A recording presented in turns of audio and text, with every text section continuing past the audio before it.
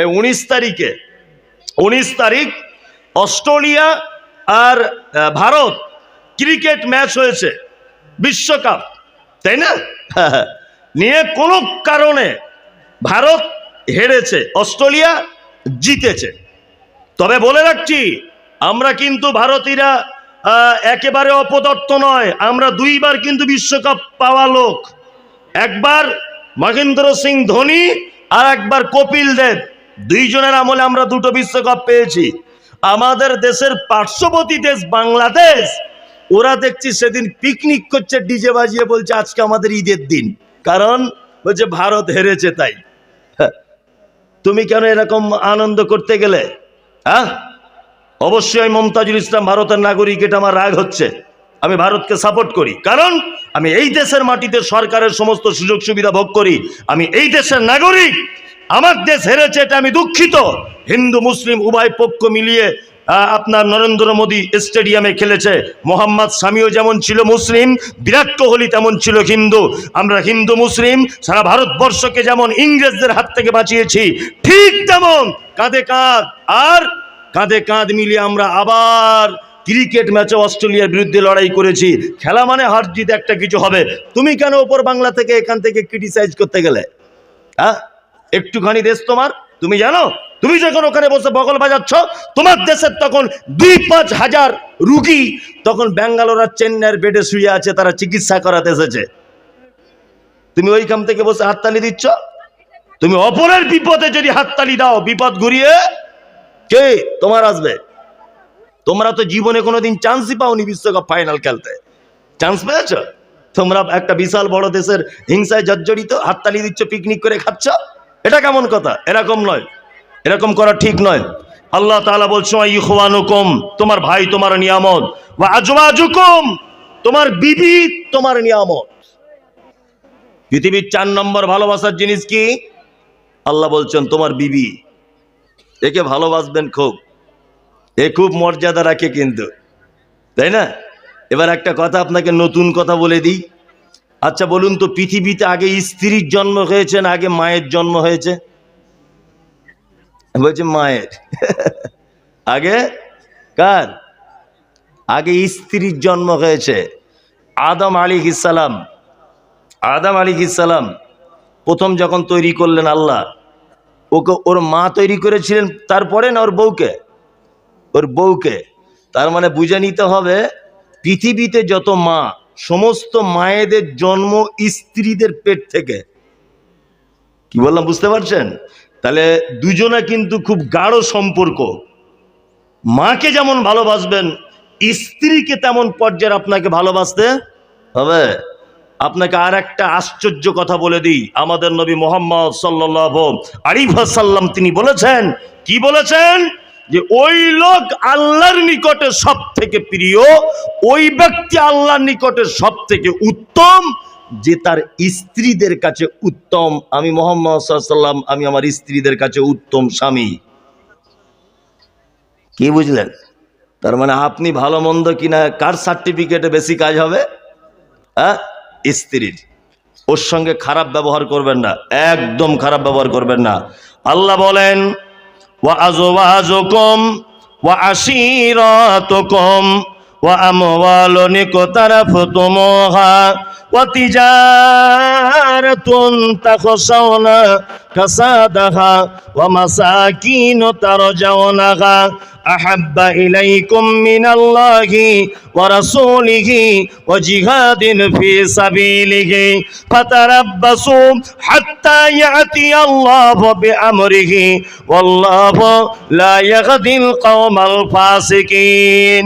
1 নম্বরে বলা হলো সারা পৃথিবীর যত সম্পর্ক আছে, 1 নম্বরের ভালোবাসা প্রেমের সম্পর্ক হলো তোমার আব্বা মা, দ্বিতীয় তোমার বেটা, তৃতীয় হচ্ছে তোমার ভাই, চতুর্থকে ওয়া আজওয়াজুকুম তোমার স্ত্রী।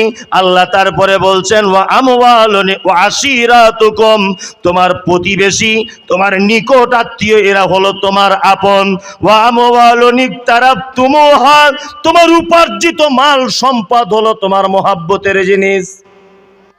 ওয়া তিজারাতুন তাখশাওনা কাসাদাহা তোমার ব্যবসা বাণিজ্য এমন একটা ব্যবসা যে ব্যবসাতে লস হয়ে যেতে পারে, যে ব্যবসায় নামাজ পড়তে গেলে কাস্টমার কমে যেতে পারে, মসজিদে গেলে আমার দোকান বন্ধ হয়ে যাবে, কাস্টমার অন্য দোকানে চলে যাবে, জলসা শুনতে এলে ব্যবসায় ঘাটা পড়ে যাবে।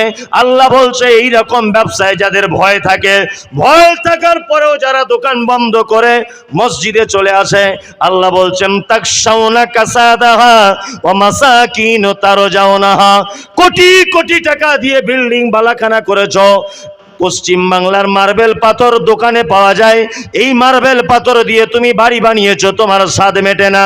রাজস্থান থেকে মার্বেল এনেছো, তুমি বাড়ি করেছো, কোটি কোটি টাকা খরচা করেছে, পাড়ার লোক সবাই দেখতে আসছে, তোমার বাড়িটা যত দামি হোক না কেন, আর মসজিদটা যদি মাটির তৈরি হয়, তাহলে কখনোই যেন তোমার বাড়ি থেকে মসজিদটাকে তুমি তুচ্ছ মনে করে দিও না, কখনোই তুচ্ছ মনে করো না। পৃথিবীর সব থেকে উত্তম ঘর কোনটা? আল্লাহর ঘর। আল্লাহ বলছেন তারপরে এইগুলো সব বললাম প্রথম থেকে, এইগুলো হচ্ছে তোদের মহাব্বতের জিনিস, এইগুলোকে মহাব্বত করবে। তবে মুসলমান তুমি শুনে রেখে দাও, এদের থেকেও বেশি মহাব্বত করা লাগবে তিনটে জিনিসকে: বাপ মা, ভাই বোন, আত্মীয় স্বজন, তোমার বিবি, তোমার টাকা, তোমার ব্যবসা, তোমার বিল্ডিং বালাখানা, সবার থেকে বেশি ভালোবাসা লাগবে তিনটে জিনিসের।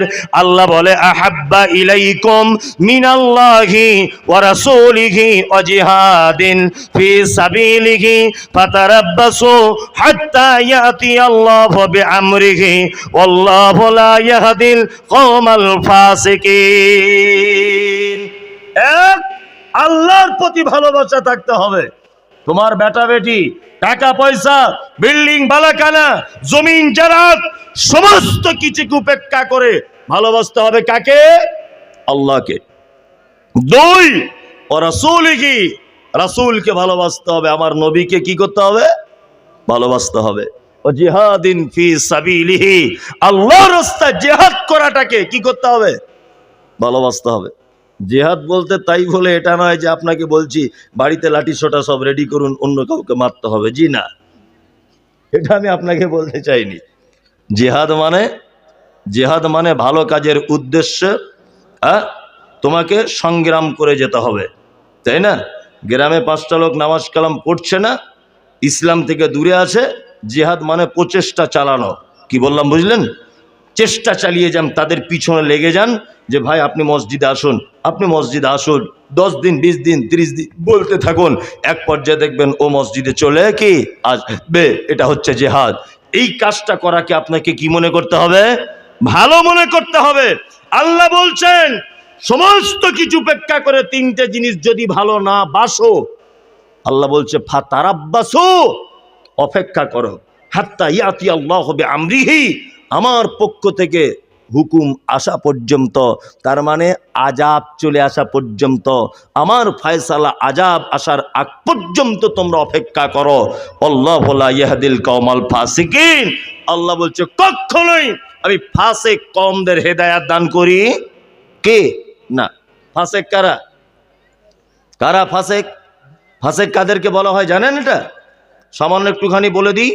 ফাসিক হচ্ছে তারা যারা কাবিরা গুনার সঙ্গে যুক্ত, কাবিরা গুনার সাথে যুক্ত, কাবিরা গুনাহ জেনেও ছেড়ে দিতে পারে না, এ হচ্ছে কি? ফাসিক। যেমন 5 ওয়াক্তের সালাত আদায় না করা, যে করে না সে কি?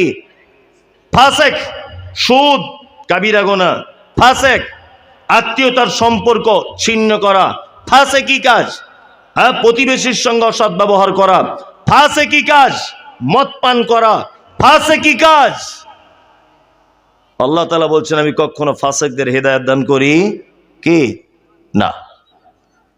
এবার আপনাকে আমি একটা চমৎকার হাদিসের অংশ বলে আস্তে আস্তে আস্তে আস্তে আপনারা বাড়ির দিকে যাবেন, আমিও বাড়ির দিকে যাব। এক, আল্লাহ নবী সাল্লাল্লাহু আলাইহি ওয়াসাল্লাম ইসলামের একদম প্রথম নবীর প্রতি কত ভালোবাসা ছিল সেটা আপনাকে দেখাচ্ছি আমি। একদম প্রথমের দিকে আল্লাহ নবী সাল্লাল্লাহু আলাইহি ওয়াসাল্লাম ইসলামের দাওয়াত দিতেন মক্কাতে, আমভাবে নয়। কেমন করে দিতেন? গোপনভাবে দিতেন, গোপনভাবে।